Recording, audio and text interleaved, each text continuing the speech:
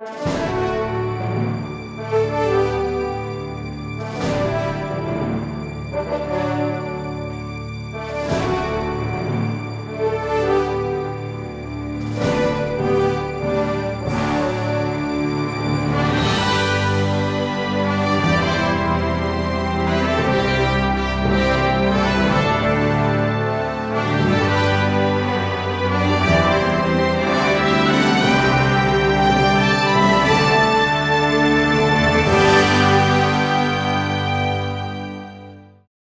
village of Nowhere was living peacefully under the king's protection. Each week the townspeople held a fair to share the produce they had grown with each other. No one went hungry in the village. Everyone had enough. As everyone was gathering for the week's fair, a transport ship landed on the edge of the village. 3 Spud Troopers and a bounty hunter got out. "I am Bobo Putts. I claim this village in the name of Darth Tater. You are now subjects of the dark forces. Everything that you have belongs to us." "But this village belongs to the king," one villager insisted. "What is your name?" Bobo Putts asked. "I am Raw Tater. I belong to the king," Raw challenged. "There is no king. Darth Tater is ruler. Arrest this man," he told the Spud Troopers. The Spud Troopers put Raw under arrest and took him away to the transport. They took all the food and left the people with nothing. "In 2 days we will return, and you must have enough for my men to eat for the next week." One villager walked up to them and said, "But what will we eat?" "That's not my problem. If you don't give us the food, we will burn down your village," Bobo told them. He turned to leave, then turned back and said, "We're taking this man with us to prison. If anyone else resists, he will be arrested as well. Do you understand?" While the villagers all scattered to their homes like frightened rabbits, one small boy ran to tell Ooby Dooby Canooby. He was sure that Ooby would know what to do. "Ooby, Ooby!" the child breathlessly cried as he reached Ooby's home and collapsed in a heap. "What is the problem, my son?" Ooby asked. "Bobo Putts has attacked the village and arrested Raw Tater for standing up for the king. He took all the food with him and says that if we don't give him enough food for a week for his men, he's going to burn down the village," the child gasped. "I must find Yam Solo. I can't do this on my own. I need his help. Go tell the villagers that I will come to them in 2 days with help. Don't resist until I come. The king will take care of Raw," Ooby instructed. The child headed for the village, and Ooby set out to the next village called Somewhere to find Yam Solo.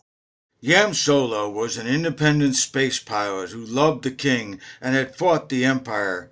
He had led numerous raids against the Empire. He was so successful at smuggling the king's men out of harm that Darth Tater had placed a high price on his head.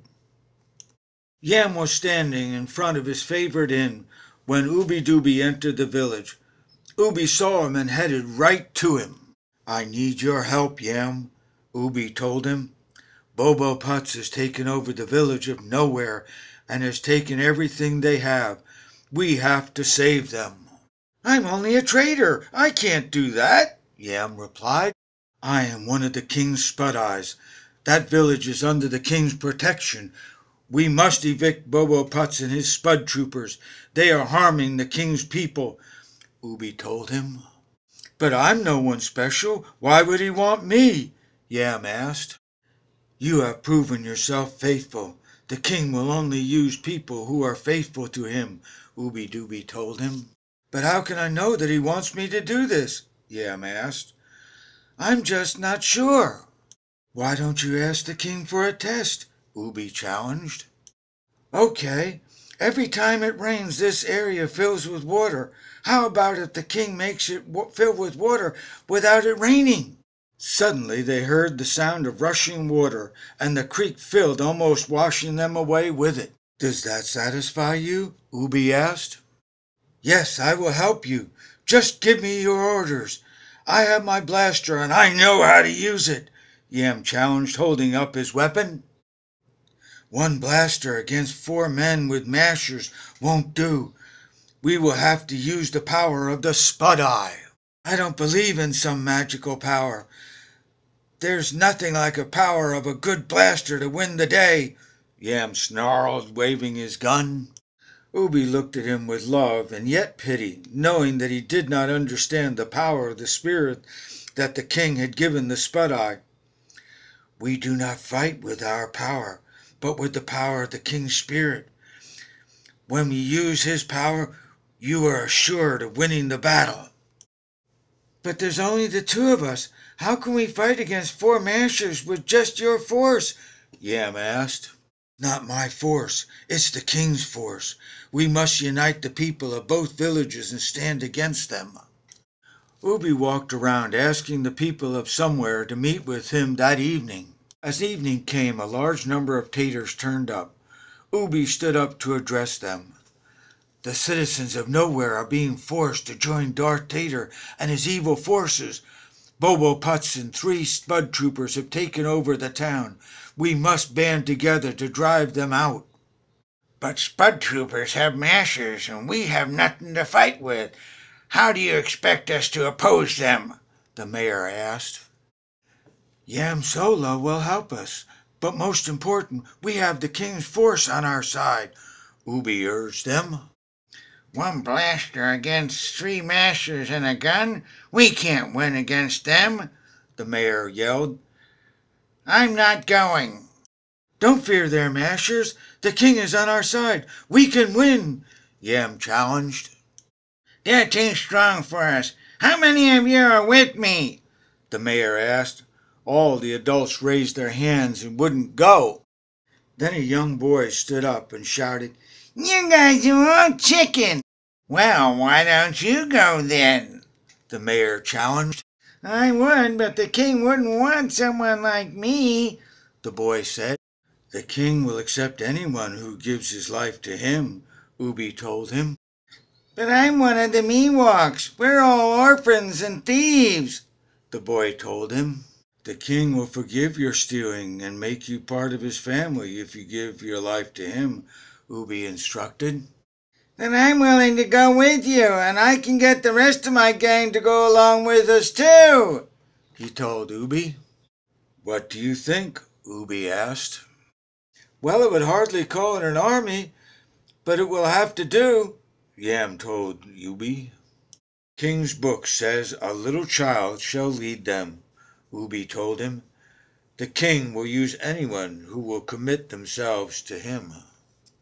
Well, I'm not going to be outdone by a kid, the mayor said.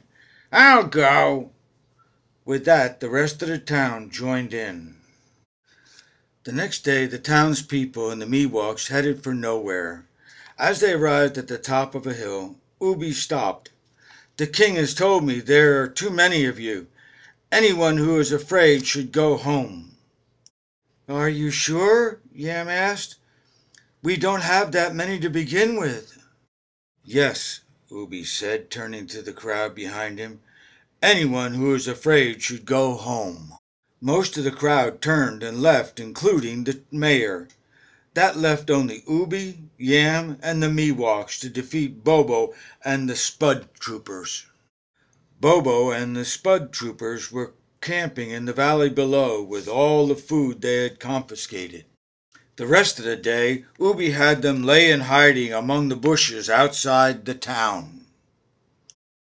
As evening came, Ubi turned to Yam and said, The king says to have the Miwoks gather in a circle surrounding Bobo and the Spud Troopers.